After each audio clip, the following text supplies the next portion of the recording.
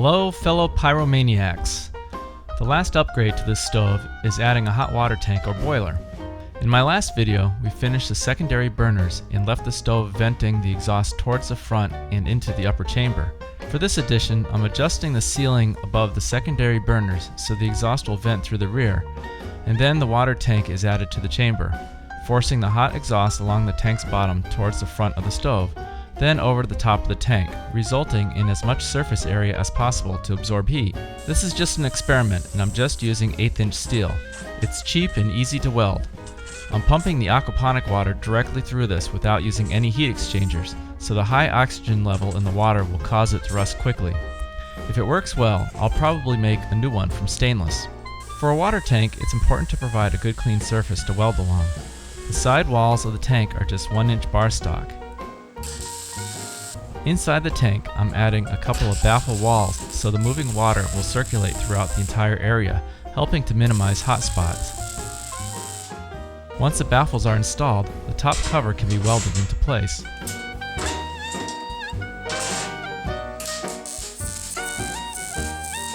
The water will enter and exit the tank through two 1/2" black pipe fittings that are welded on the top of the tank.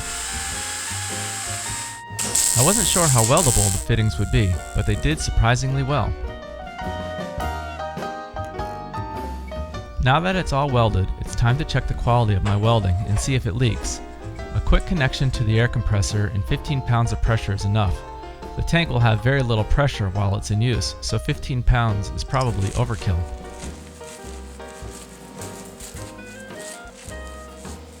You can see that my top weld looks nice and clean, and the bottom weld had a bit to be desired. I guess I need more practice. There were several leaks throughout the tank that needed to be patched.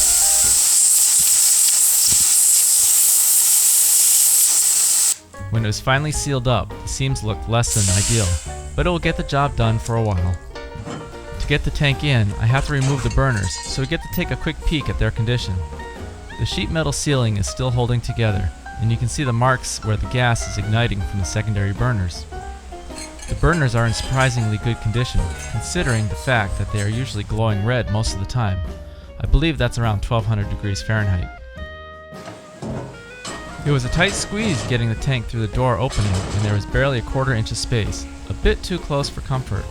Once the tank was inside, it was able to temporarily rest on top of the fire brick, and then I could lift it into place.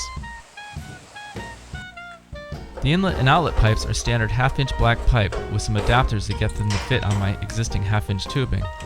The weight of the tank is supported on this side by the black pipe, and on the other side, a single bolt through the side wall acts as a post for the tank to sit on. You can see the stick I used temporarily to prop the tank up into place while adding the bolt. I'm now a pro at getting the burners in and out, so they easily fit into place, and I position the sheet metal ceiling on top of the burners so the exhaust vents through the rear and into the upper chamber with the water tank.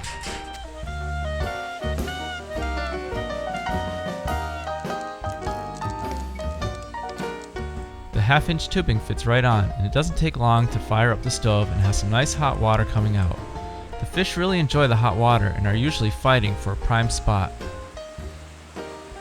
One last addition was to add one of the redneck heaters to the loop to try to capture a little more heat. It's going in at 55 degrees and exiting at 101 at 1 gallon per minute, or roughly 23,000 BTUs per hour. One thing that I noticed that the exhaust temperature is substantially lower now, to the point where it may start getting some creosote buildup. I'm planning on one more update video, either in the spring or if I run out of wood, whichever comes first. Don't forget to like our videos and subscribe to our channel for future updates. Thanks for watching!